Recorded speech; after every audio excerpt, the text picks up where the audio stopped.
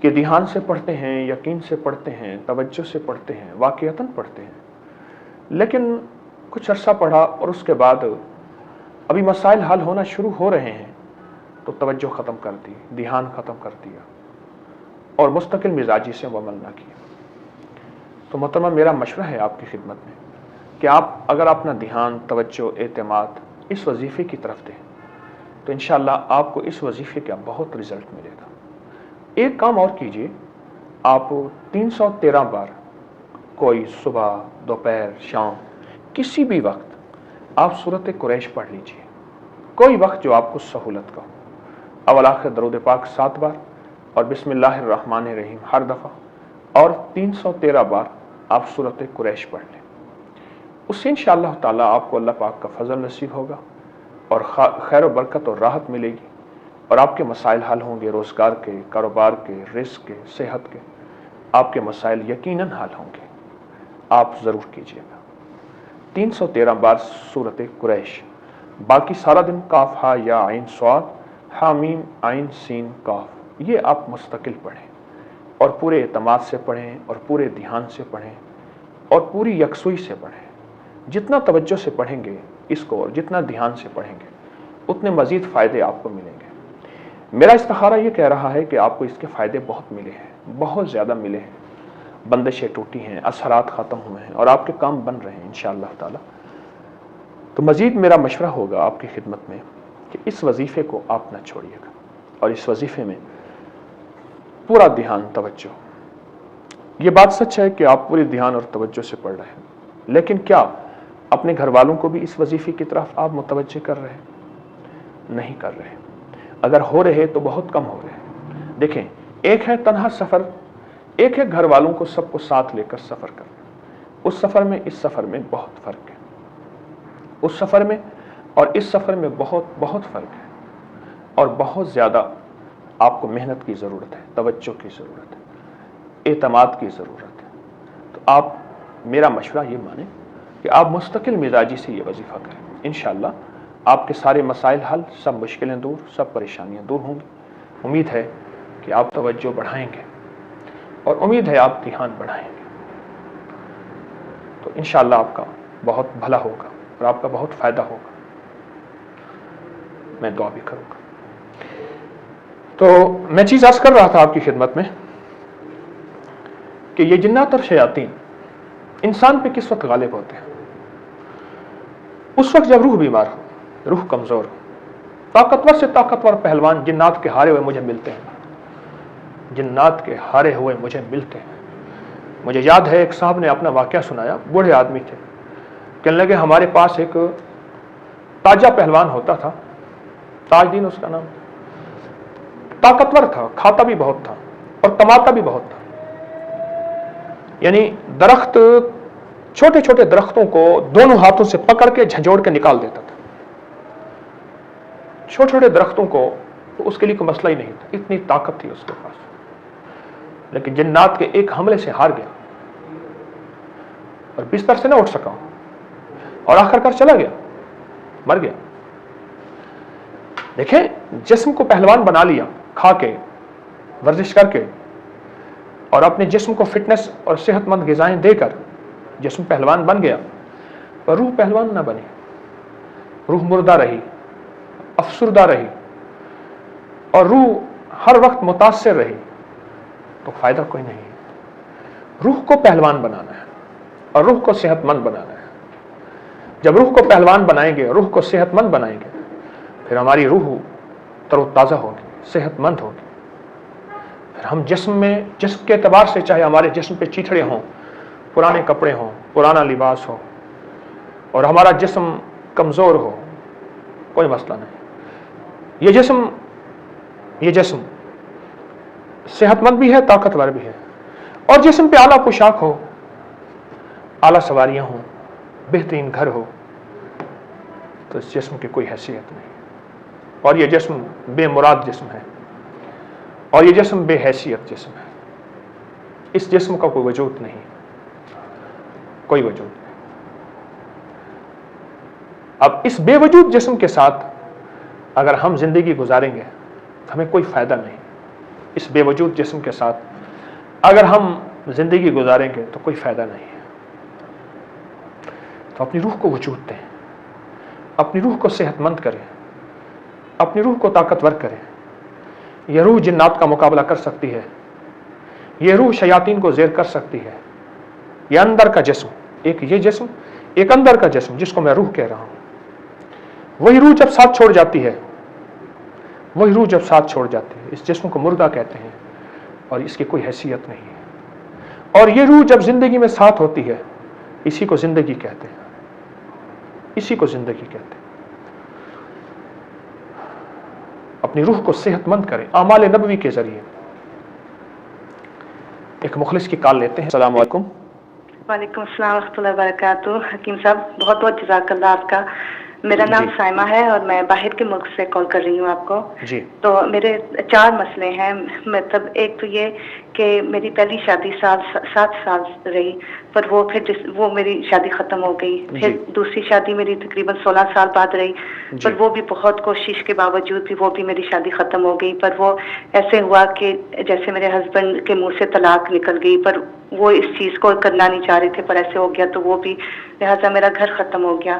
تو میرے 4 بچے ہیں, تو اب ماشاءاللہ ان کی عمر اس اسٹیج پہ آ رہی ہے کہ اب ان کی شادیوں کے لیے وہ جیسے وہ بھی تیار ہے. اور میں چاہتی ہوں کہ آپ میرے لیے دعا کریں یا مجھے ایسے کچھ بتائیں پڑھنے کو کہ اللہ تعالیٰ میرے لیے حلال اور طیب طاہر رزق مجھے عطا فرمائے, کھلا رزق عطا فرمائے. ظاہر شادی کی ذمہ داری بچوں کی وہ بھی مجھ پہ ہے, تو میں چاہتی ہوں کہ اللہ تعالیٰ میرے لیے آسانی فرمائے اور ماشاءاللہ کہ میرے بچوں کو اچھے رشتے مل جائیں. اور ایک جی آپ بات کیجیے. ہاں جی. اور ایک اور میرے لیے بہت مشکل ہے, یہ بھی پھر میرے لیے مشکل ہے کہ میں چاہتی ہوں کہ میں بھی اپنی زندگی اکیلی نہ گزاروں, تو اللہ تعالیٰ میری مستقبل کے لیے بھی کچھ آسانی فرمائے. تو ان معاملوں میں کافی. میں UK سے بول رہی ہوں. کیا یہ بتائیں کہ اکثر وہاں شادیاں کامیاب ہوتی ہیں یا ناکام ہوتی ہیں؟ چند کامیاب ہوتی ہیں, چند ناکام ہوتی ہیں. پر ہمارے گھر میں ہم 3 بہن بھائی ہیں, اور انفارچونیٹلی میرے چھوٹے بھائی کا بھی گھر ٹوٹ گیا, میرا بھی. سب انگلینڈ اور میں میرے رہتے بڑے.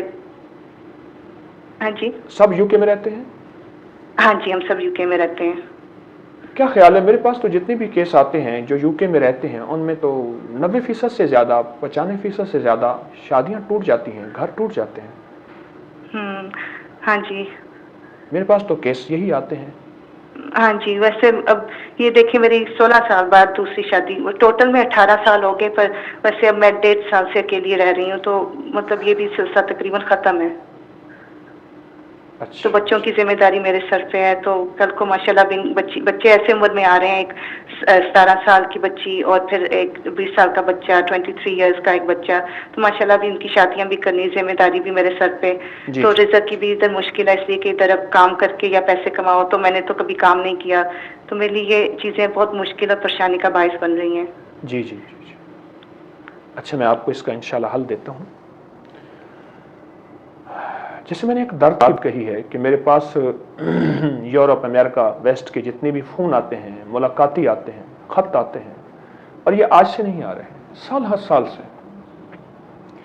ایک دکھ ہوتا ہے کہ وہاں شادیاں کامیاب نہیں ہوتی, اور وہی زندگی کی ترتیب اب ہمارے ملک میں بھی شروع ہے. شادیاں کیوں ناکام ہو رہی ہیں, کامیاب نہیں ہوتی؟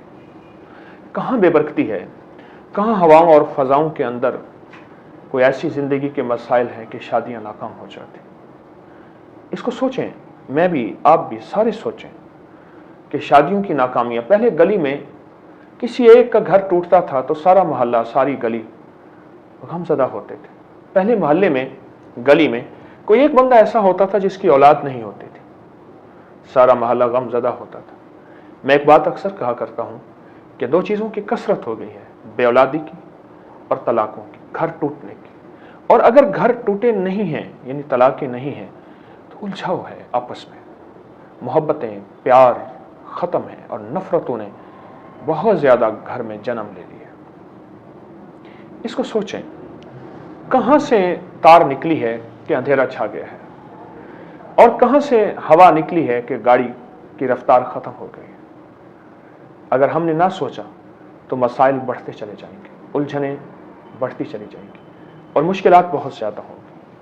تو محترمہ, میں آپ کو ایک مشورہ دوں گا آپ صرف اور صرف اگر ایک وظیفہ کر لیں، وہ ایک درود پاک ہے، وہ درود پاک پڑھیں آپ. سارے درود نور ہیں جو بھی حدیث مبارکہ سے ثابت ہے.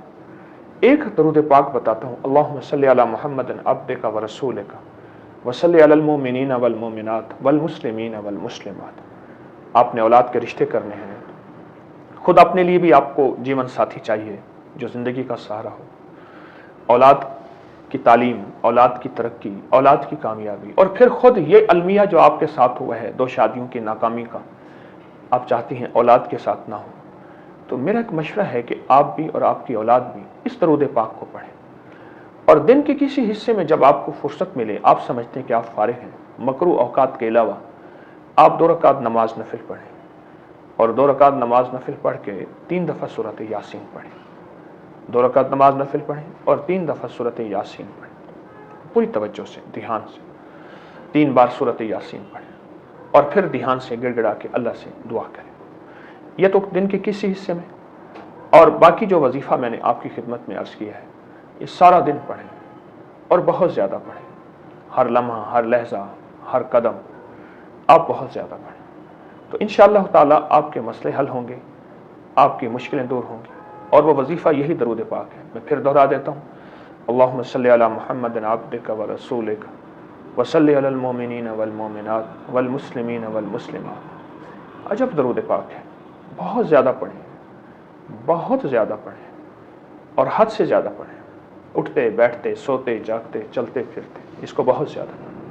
انشاءاللہ اس کے بہت کمالات ملیں گے، اس کی بہت برکتیں ملیں گی، آپ کی نسلیں شاد و آباد ہوں گی. ایک چھوٹا سا نقطہ بتاتا ہوں. ہر درود پاک کے بارے میں ایک فضیلت ہے، حدیث میں آتی ہے. جو ایک دفعہ درود پاک پڑھے گا، اللہ پاک اس پہ 10 بار اپنی رحمتیں بھیجتے ہیں. میں کہتا ہوں ایک رحمت کی نظر ہو، ساری کائنات کے کام بن جائیں. ایک رحمت کی نظر سے سب کے مسئلے حل ہو جائیں. ایک رحمت سے سارے بخشے جائیں. اور ایک رحمت کی ایک نظر سے سارے کے سارے کوڑھی ٹھیک ہو جائیں، بیمار ٹھیک ہو جائیں، کینسر والے ٹھیک ہو جائیں، اور شوگر، بلڈ پریشر اور ٹینشن والے اس کریم کی ایک رحمت سے. اور جس ایک درود پاک کے پڑھنے میں، ایک درود پاک کے پڑھنے میں 10 بار وہ اپنی رحمتوں کو متوجہ فرماتے ہیں. اور یہ جو میں نے ان الفاظ کے ساتھ درود پاک آپ کو بتایا ہے، یہ الفاظ آپ غور نہیں کر سکتے. اللہم صلی علی محمد عبدک و رسولک وصلی علی المؤمنین والمؤمنات. ساری کائنات کے جتنے مومن مومنات ہیں، مسلمین والمسلمات، یہ آپ نے موجودہ کو، آئندہ کو اور گزشتہ کو، سب کو اللہ کی رحمتوں میں دے دیا، اللہ کے فضل میں دے دیا. اور اللہ سے درخواست کی کہ اللہ ان کو اپنی رحمت، اپنے فضل، اپنے کرم میں دے. اس پہ اللہ کی رحمت متوجہ ہوتی ہے، اس پہ اللہ کا فضل متوجہ ہوتا ہے، اور اس میں اللہ پاک کی ذات عالی کا دھیان متوجہ ہوتا ہے. تو آپ، میرا مشورہ ہے اس درود پاک کو محترمہ بہت پڑھیں اور توجہ سے پڑھیں. آپ کے کام ہو جائیں گے. مجھے دکھ ہے بہت زیادہ کہ طلاقوں کی شرح بڑھ رہی ہے. ہم جس معاشرے کو بہت زیادہ ترقی یافتہ معاشرہ کہتے ہیں، گھر گھر ٹوٹا ہوا ہے، انسان انسان ٹوٹا ہوا ہے، معاشرے کا فرد فرد ٹوٹا ہوا ہے، اور دل کی دنیا اجڑی ہوئی ہے. ہر سانس ہر پل پڑھیں، ہر لمحہ ہر لحظہ پڑھیں. انشاءاللہ پڑھیں گے تو فائدہ ہوگا. بس اس کو دن رات پڑھیں اور کچھ عرصہ پڑھیں، چند دن، چند ہفتے، چند مہینے، فائدہ ہوگا انشاءاللہ. روح کو طاقتور کر لیں. جب سے روح طاقتور ہوگی، جنات کا کوئی مقابلہ نہیں. پھر جنات ایک بول سے چلے جائیں گے، ایک ڈانٹ سے چلے جائیں گے. کتنے اللہ والوں نے ایسے ڈانٹا اور فرمایا چلے جاؤ. وہ جنات گھر بھی چھوڑ گیا، در بھی چھوڑ گیا، جسم کو بھی چھوڑ گیا، اور صحت مند ہو گئے. روح کی طاقتور، نظروں کی حفاظت، لہجوں کی حفاظت، اور لمحوں کی حفاظت، اور تنہائیوں میں حفاظت، تنہائیوں میں پاکیزگی، اس میں محنت کریں. میں بھی محتاج ہوں، ہم سب محتاج ہیں. جب اس پہ محنت کریں گے پھر روح صحت مند ہوگی، پھر روح طاقتور ہوگی، اور پھر وہ اللہ کی ذات عالی کا دھیان، اور اللہ کی ذات عالی کا شوق، اور اللہ کی محبتوں کا محور بن جائے گی. پھر یہی روح ہوگی جب اس دنیا سے جائے گی نا، تو کتابوں میں آتا ہے کہ مچھلیاں روتی ہیں، کیڑے مکوڑے، سانپ بچھو، تمام مخلوق روتی ہے کہ اللہ وہ بندہ اس دنیا سے چلا گیا جس کی وجہ سے رزق آتا تھا اور جس کی وجہ سے عذاب ٹلے ہوئے تھے، وہ اس دنیا سے چلا گیا. یہ مسکراتا ہوا جاتا ہے کہ سارا عالم روتا ہے، اور جس کی روح صحت مند نہیں ہوتی اس کے جانے میں ساری مخلوقات خوش ہوتی ہے اور یہ روتا ہوا جاتا ہے، خوش ہوتی ہے. آئے ہم دعاؤں کے ذریعے، تسبیح کے ذریعے، مخلوق کی خدمت کے ذریعے، مخلوق کے ساتھ سچی خیرخواہی کا جذبہ، رواداری، محبتوں کے ذریعے روح کو صحت مند بنائے. درود پاک پڑھیں، دعا کرتے ہیں. اللہم صلی علی محمد عبدک و رسولک وصلی علی المؤمنین والمؤمنات والمسلمین والمسلمات یا اول الاولین و یا آخر الاخرین یا ذی القوة المتین یا راحم المساکین یا ارحم الراحمین یا اکرم الاکرمین یا اجود الاجودین یا ذی الجلال والاکرام. یا اللہ ہماری حاضری کو قبول فرما، اور دنیا کے جس کونے میں تیرا کوئی بندہ اور بندی ہاتھ اٹھائے بیٹھے ہیں یا آمین کہہ رہے ہیں، ان کی آمین کو قبول فرما، ان کی ضرورتوں کو پورا فرما، ان کی مشکلیں حل فرما، ان کی پریشانیاں دور فرما. علت، ذلت اور قلت سے ہماری حفاظت فرما، ہماری کفایت فرما، ہماری کفالت فرما اور ہماری مدد فرما. تو راضی ہو جا میرا مولا، تیرے راضی ہونے سے کام بنتے ہیں اور بنیں گے، اور مشکلیں حل ہوتی ہیں اور ہوں گی، اور زندگی میں عزتیں، خوشیاں، خوشحالیاں، تونگریاں میرا مولا تیرے راضی ہونے سے ہی ہوں گی. تو ہماری ضرورتوں کو غیب سے پورا فرما، ہماری مشکلوں کو حل فرما اور ہماری پریشانیاں دور فرما. صدا بن مانگے عطا فرما، صدا بن مانگے عطا فرما. کبھی مانگنا نہ آیا، تجھے ہمیشہ دینا آیا. ہماری دنیا آخرت کو اے اللہ سچا کر دے، بہترین کر دے. اور اے اللہ جو رشتوں کی بندشوں میں، پریشانیوں میں، رزق میں، سب کے ساتھ آسانی فرما. ہماری وہ دعائیں بھی قبول فرمائی جو اس سے پہلے مانگی تھی. ہماری یہ دعائیں بھی قبول فرما جو اب تیری بارگاہ میں پیش کر رہے ہیں. یا اللہ ہماری آئندہ دعائیں بھی قبول فرمائے رکھ. کبھی مخلوق کا محتاج نہ کر، سدا اپنے در کا محتاج کر، سدا اپنے گھر کا محتاج کر. آمین آمین آمین. وصلی اللہ علی النبی الکریم وعلی آلہ وصحبہ وازواجہ واہل بیتہ وعترتہ اجمعین. آمین برحمتک یا ارحم الراحمین. مزید وظائف کے لیے اس چینل کو لائک کریں، شیئر کریں اور سبسکرائب کریں.